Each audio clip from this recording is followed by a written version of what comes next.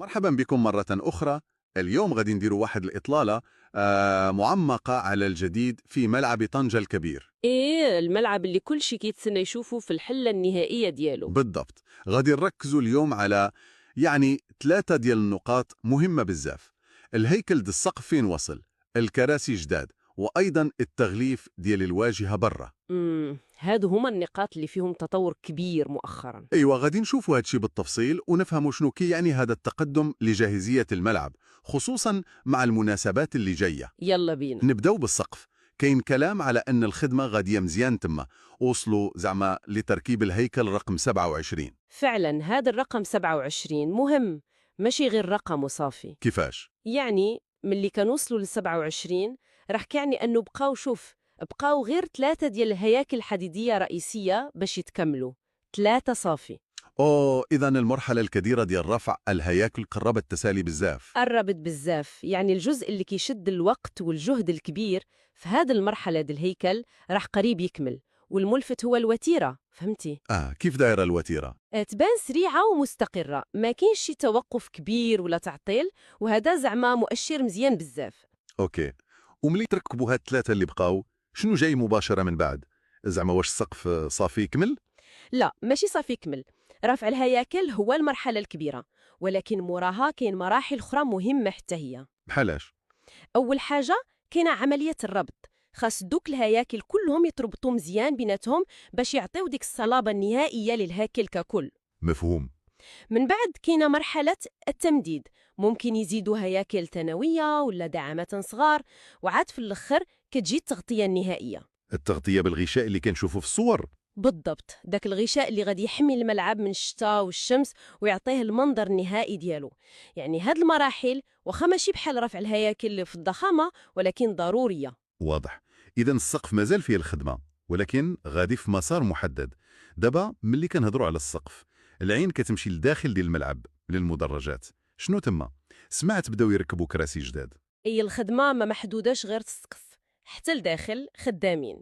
في المدرجات فعلا بداو كيركبوا دفعات جديدة ديال الكراسي في شي مناطق كانت سبق ما وصلتش النوبة. يعني كيكملوا المناطق اللي بقات خاوية. تماما.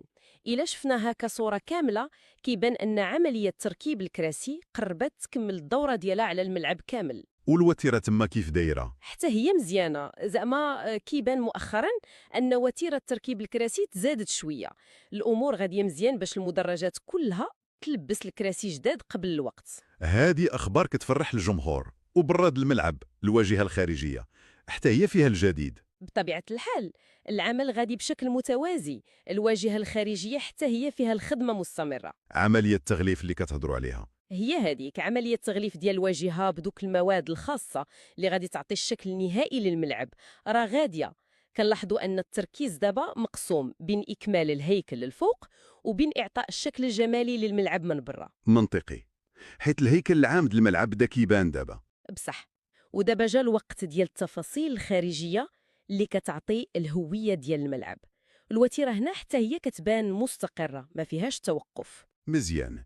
إذا باش نلخصوا هادشي، عندنا السقف قرب يكمل من ناحية رفع الهياكل، بقاو ثلاثة. الكراسي كتركب في البلايص الأخيرة، والواجهة الخارجية كتاخد الشكل ديالها. شنو الخلاصة العامة ديال هاد المرحلة؟ الخلاصة واضحة، الملعب غادي في الاتجاه الصحيح وبخطوات اللي زعما ثابتة ومحسوبة. ملي كتشوف هاد الجبهات 3 خدامة في دقة واحدة، سقف المدرجات الواجهة، كتاخد انطباع أن الأمور مضبوطة. وأن الجدول الزمني كيتحترم. هادشي اللي كيبان. كل المؤشرات لحد الآن على الأقل كتقول أن ملعب طنجة عنده فرصة كبيرة بزاف باش يكون واجد في الموعد ديالو، خصوصا قبل كأس إفريقيا 2025.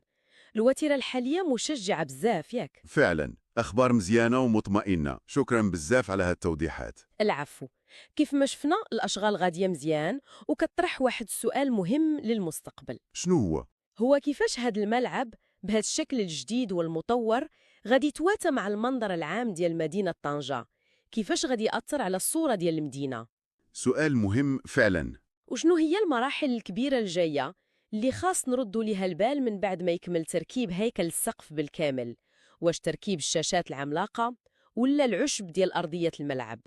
أو ربما الاختبارات ديال الأنظمة المختلفة، الإضاءة والصوت. بالضبط. كلها مراحل حاسمة وجاية في الطريق، وخاص المتابعة ديالها عن قرب.